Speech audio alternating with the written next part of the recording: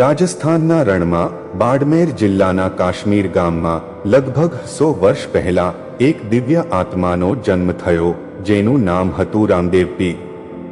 એવું કહેવાય છે કે તેઓ ભગવાન શ્રી કૃષ્ણના અવતાર હતા, જે દલિત અને ગરીબોના ઉદ્ધાર માટે આવ્યા.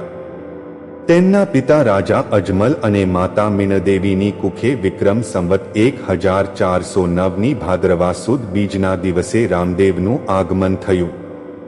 આ વાર્તા એક એવા ચમત્કારની છે જે રામદેવ પીરની શક્તિ અને ભક્તની અડગ શ્રદ્ધાનો પરિચય આપે છે.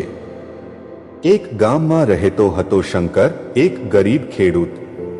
તેની પાસે નાનકડી ઝૂંપડી, થોડી જમીન અને એક નાનો પરિવાર હતો. શંકર રામદેવ પીરનો પરમ ભક્ત હતો. દર ભાદરવા માસે તે રામદેવરા જઈ બાબાને લીલો ધ્વજ અને નાનું લાકડાનું ઘોડું ચઢાવતો. પરંતુ એક વર્ષ ભયંકર દુષ્કાળે ગામને ઘેરી લીધું. શંકરની જમીન સુકાઈ ગઈ અને તેની પાસે રામદેવરા જવા માટે એક પૈસો પણ ન હતો.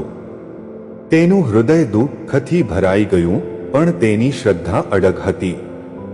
એક રાત્રે શંકરે સ્વપ્નમાં રામદેવ પીરને જોયા. બાબા લીલા ઘોડા પર સવાર, ધોળી ધજા લહેરાવતા, હસતા હસતા કહે, શંકર, તું મારી ભક્તિ હોડીશ નહીં. તારી શ્રદ્ધા મારા સુધી પહોંચી છે. હું તારી પાસે આવીશ. શંકરની આંખો ખુલી, પણ તેનું મન આશ્વાસનથી ભરાઈ ગયું. બીજે દિવસે ગામના લોકો આશ્ચર્યચકિત થઈ ગયા. શંકરના ખેતરમાં, જે ગઈકાલ સુધી સૂકું હતું, ત્યાં રાતોરાત લીલુંછમ અનાજ ઉગી નીકળ્યું. ગામના લોકો બોલ્યા, આ તો રામદેવ પીરનો ચમત્કાર છે. શંકરની આંખોમાં આંસુ આવી ગયા. તેણે પોતાના ઘરના ખૂણામાં રાખેલું લાકડાનું નાનું ઘોડું લીધું અને તેને લીલા કપડાથી સજાવી રામદેવ પીરના નાનકડા મંદિરમાં ચઢાવ્યું. તે બોલ્યો, હે બાબા, તમે મારી શ્રદ્ધાની લાજ રાખી.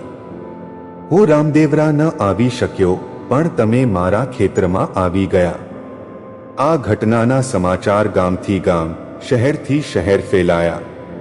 લોકો શંકરના ખેતરે દર્શન કરવા આવવા લાગ્યા અને રામદેવ પીરની ભક્તિમાં ડૂબી ગયા. આજે પણ રામદેવ પીરના નોરતા દરમિયાન ભાદરવા સુદ બીજે લાખો ભક્તો રામદેવરા જઈ લીલા ઘોડા અને ધજા ચઢાવે છે, એ વિશ્વાસ સાથે કે બાબા તેમની શ્રદ્ધાની લાજ રાખશે.